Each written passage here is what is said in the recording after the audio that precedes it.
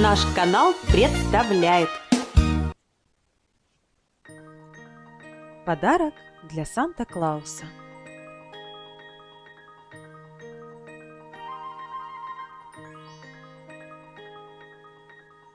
Эта волшебная история приключилась с нашими героями давным-давно в далекой северной деревушке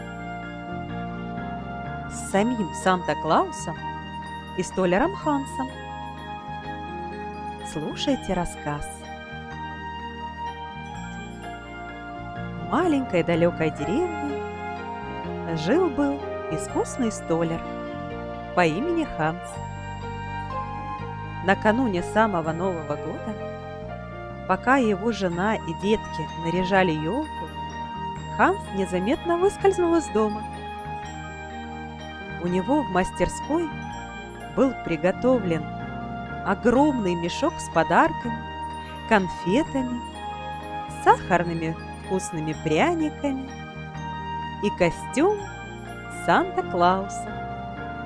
Ханс хотел побыстрее надеть костюм и сделать хороший сюрприз для своих любимых ребятишек. Столяр аккуратно уложил подарки на санки и направился к крыльцу. Дом стоял на пригорке. Ханс так торопился, что подскользнулся и покатился вниз. На всей скорости он врезался в какого-то незнакомца и совсем сбил его с ног. «Очень прошу извинить меня», — сказал Ханс, выбираясь из сугроба. «Это я виноват», — ответил незнакомец, счищая снег с курточки. Как и Ханс, он был в костюме Санта-Клауса. «Я смотрю, ты, как и я, нарядился», — рассмеялся Ханс. «Тоже хочешь поздравить своих детишек? Давай знакомиться. Меня зовут Ханс, я столяр, а я Санта-Клаус». Ханс снова рассмеялся. «Что ж, Новый год – самое время для розыгрышей». «Вот что я подумал», – сказал незнакомец. «Чтобы шутка стала еще лучше, давай мы с тобой поменяемся, а я отнесу подарки твоим детям, а ты навестишь взамен моих, но только сними этот костюм». «А что же мне надеть?» – удивленно спросил Ханс. «Наряжаться не надо, мои дети каждый день видят Санта-Клауса, но никогда в жизни не встречали настоящего столяра. Вот они обрадуются». «Так он действительно Санта-Клаус», – подумал Ханс. Вслух же он сказал: «Но ведь мне нечего подарить твоим деткам». «Подарки?» – задумался Санта-Клаус. «Если ты настоящий столяр, возьми с собой сосновые чурбачки, стаместки и сверла, а остальное все приложится». Ханс взял инструменты и отправился в лес к дому Санта-Клауса. Дорогу он нашел по следам. И вот на просеке из-за пеньков выглянули 3 маленьких ребячих носика, а над носиками 3 красные шапочки. «Кто ты?» – спросили малыши. «Я столяр, а дорогу к вашему дому указал мне ваш папа Санта-Клаус». Детки очень обрадовались. «Ура, ура! Настоящий столяр!» Дети засмеялись и запрыгали от радости, что к ним пришел самый настоящий столяр. Хансу пришлось нагнуться, чтобы войти в землянку Санта-Клауса. Однако внутри оказалось довольно просторно. Пол был земляным, вместо кресел стояли пеньки, а кровати были укрыты самым мягким пухом. В углу сидел дедушка Санта-Клаус. Он спросил тихим, хриплым голосом: «Кто это к нам пожаловал?» «Это Ханс, самый настоящий столяр», – закричали дети. Они рассказали Хансу, что их дедушка очень старый, поэтому постоянно сидит на пеньке и никогда не встает.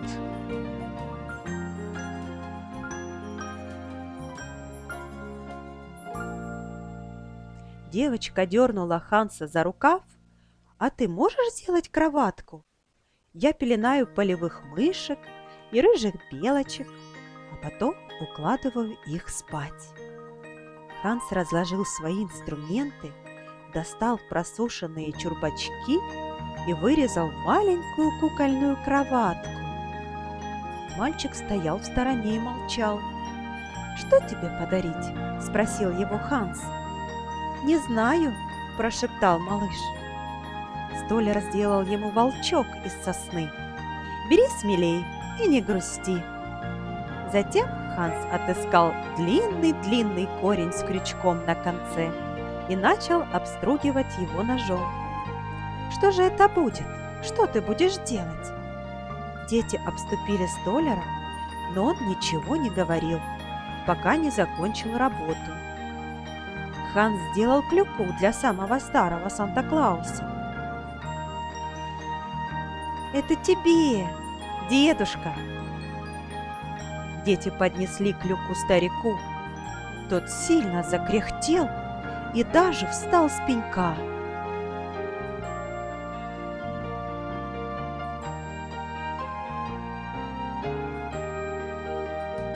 Самому маленькому Санта-Клаусенку столяр вырезал птичку-синичку. «Спасибо тебе, дядя Ханс!» – закричали дети хором. «У нас еще никогда не было такого веселого Нового года с такими волшебными подарками и настоящим столяром!» Вернувшись домой, Ханс сразу спросил у детей: «Ну-ка, дети, показывайте скорее, какие же подарки подарил вам Санта-Клаус? Что же он вам принес?» «Как будто ты не знаешь», — ответили дети. «Как будто ты не видел?» Ребятишки хитро переглянулись. «Ведь это ты сам переоделся Санта-Клаусом». «Нет», — ответил Ханс. «Сегодня я встретил самого настоящего Санта-Клауса. И это он приходил к вам с подарками», — ответил Ханс.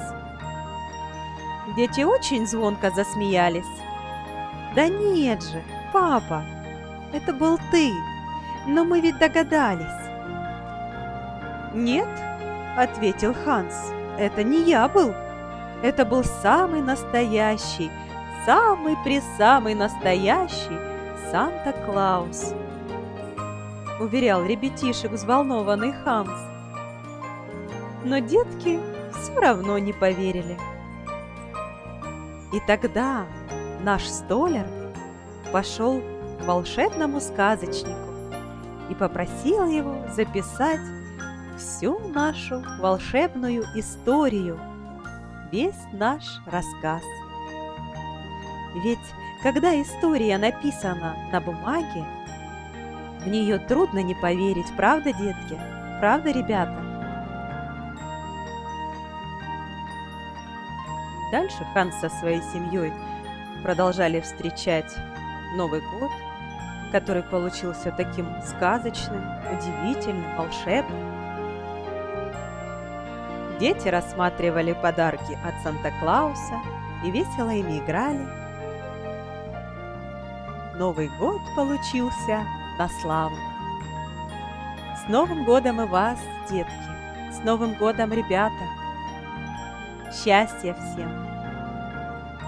Пусть в вашей жизни будет много-много волшебных сюрпризов и волшебных интересных случаев.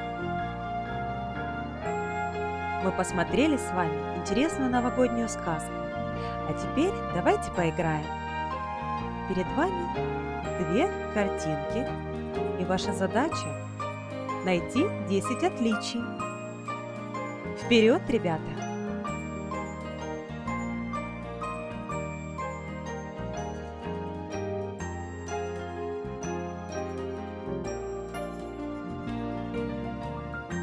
Будьте внимательны и ничего не пропускайте.